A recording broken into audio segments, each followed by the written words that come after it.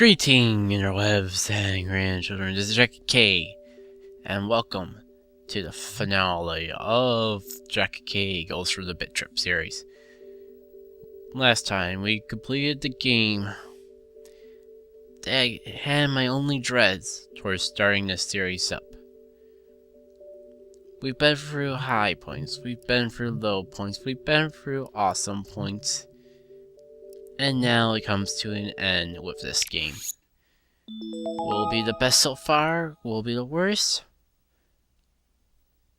Who knows what will happen until I give it a shot. So let's begin.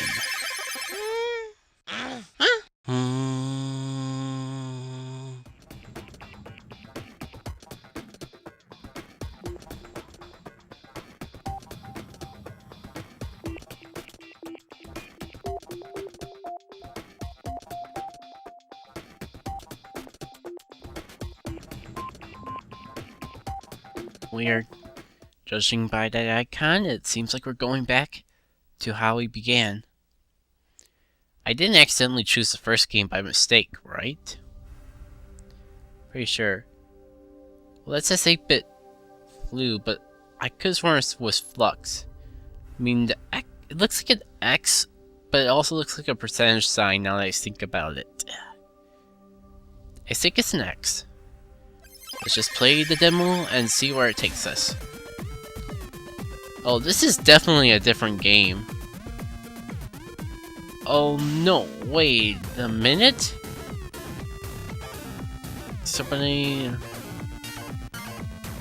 Wait. Well, it's a different game, but not a different concept.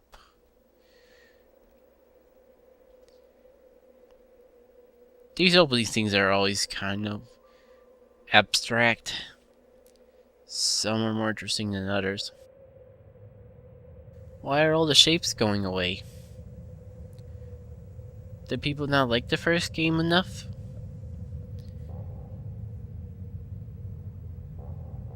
Why does the block have a shadow? Why is the shadow going away? Oh, the black rectangle is all alone. Why am I showing all this? Does it matter?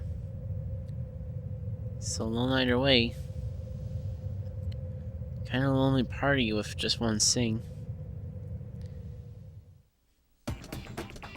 Now we get into the game. Okay. The game's pretty much a reverse of the first game. I did not see this coming, I'll admit.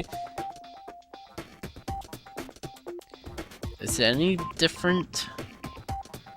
I mean, there's different types of balls coming at me in a different fashion. But I think it's the same concept of bumping them back to the other side of the screen as they come towards you. Makes me actually wonder if it's worth playing this game if you already played the other. What does this one bring that's special? Every other game's pretty much had a completely unique concept. Whether I liked the concepts or not was a whole other issue. I don't know, the music in this one's a little bit harder for me to get in sync with, if you follow what I'm saying. Now that our paddle is more white, what does it mean? Why are there so many on the screen? All of a sudden, it's become a party. Do I rhyme? Does that count as melody? No, it doesn't. If anything of pop has anything to say, oh, lately. Also, I can think of this as a more exciting version of the first game. But I think I like the first one more. I don't know why.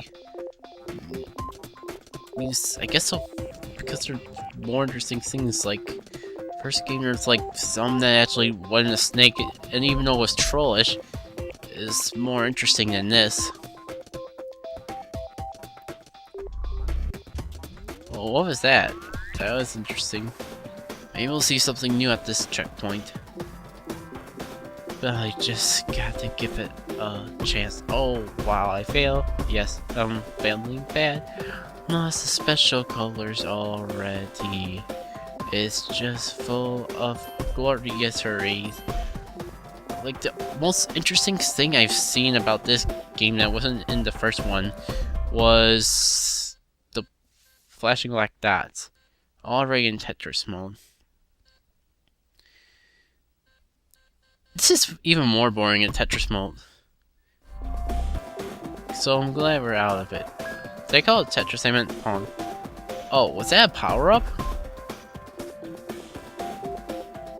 I think it's actually making my shots longer if I go back and forth real quick. Okay, I'll admit, that's a cool idea. But it just doesn't make it as special as the other games been, because they've always been much more radically different. Granted, this is a good one, so I'm glad they're copying this and not some other one in this series. But it's like, leaves me a bit disappointing when you're like, get treated as something completely different every time you play a game in this series, and then you play the last one, expect something awesome, and you just find out it's an improved version of the first one you played. I mean, in one sense, it's kind of metaphorical in the sense of everything ends where it begins, or something like that. But I feel it's like a cop-out. But at least it's fun. And at the end of the day, that's what matters most to most people. Well, I made a stage. I made it a checkpoint.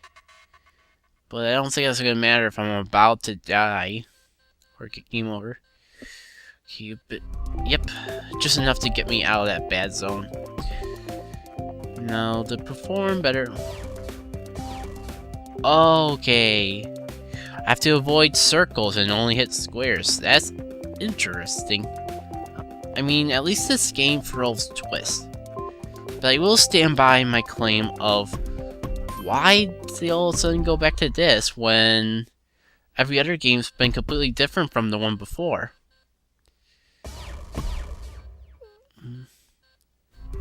But that's a question I don't think is actually going to get answered.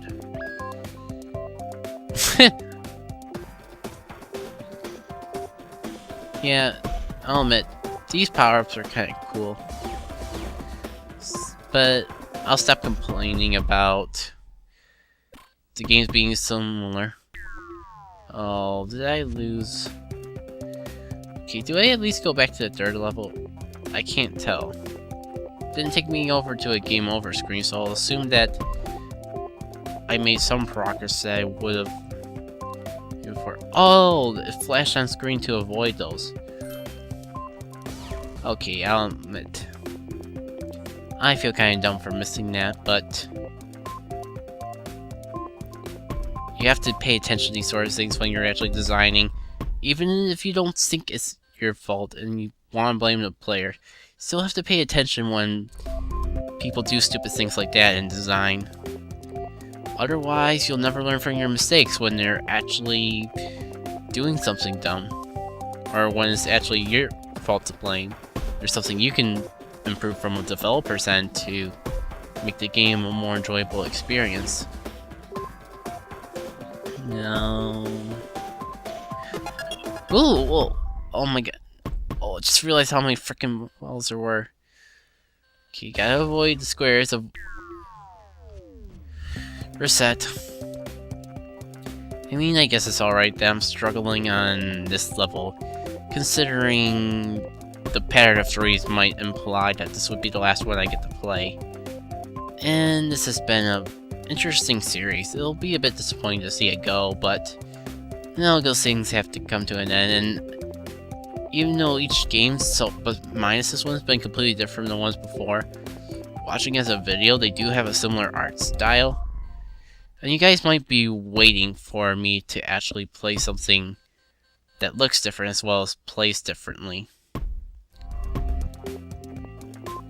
So by the time this one goes, and while I'm recording all these at once, by the time this actually goes up, it'll be pretty close to a month of these videos, especially if I do go every other week for a particular series. No, I definitely can't use this song. I did not mean to use the word like that. It came out in a particular way. Nothing to do but just move on lane. Hit the ball here, hit the balls there. No, kinda weird, I'm calling them balls when the matter of fact is that I can't hit the circles at all. And don't want to go to Neverland again. But I have, so there goes Ben.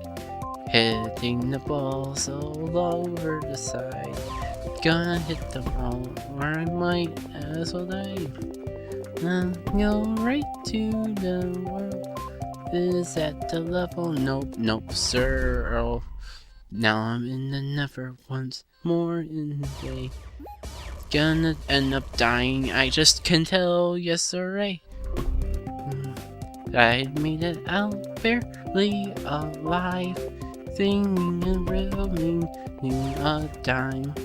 Gonna do the exact opposite that they want, but who gives a darn when I make a muck? Gonna make way through this world, yeah. Gonna be able to counter then. Very pressure-ish to get out here alive. Checkpoint all mine. So glad I might. When they hit them all today, it will be a glorious day. Avoid the circles, hit the squares. Power up will benefit my good hair. Hit them all, hit them all, hit them all, hit them all. Hit them all, hit them all. And that's the end. Ouch, that hurt. From a pure gaming standpoint, of course. And I think I'll end it here.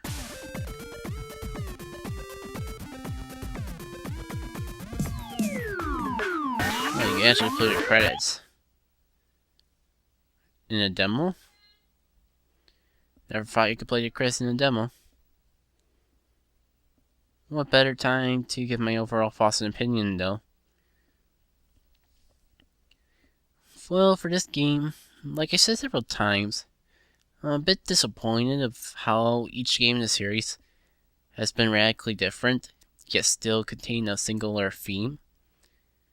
Yet this game pretty much borrows a lot from the first. But when you actually take the time to play through it, it's not so bad. It plays in quite a bit of a different style. It kind of like blends the first game's bouncing back with the one game in the series where you have to avoid hitting stuff. And the power-ups are a nice conversion. But it still made me think, why when they were so creative with each of their other games that they just ran out for the final one. Overall, this series has been pretty cool. It's definitely something I would recommend for at least one, just to expand your horizons in gaming. Bit.Trip Runner's still my favorite. I think the second game is now my least favorite, though. Though the second one still... Second last one still is up there in my least favorites. I said before, but I forgot to mention just how it managed to have an underwhelming feel despite all the problems I mentioned with it sounding like they would be stressful. And what else about the game? There's a lot of interesting things along the way. I recommend at least checking one of them out. I remember hearing that like the whole series was released as a package for 3DS or DSiWare. Not 100% sure, but sure I'll figure it out before I actually finish editing this video. And that sums up all I really have to say about the series. It's been JackitK, and thank you all for enduring this series with me. And I hope you enjoyed it. But until that time, see you all later.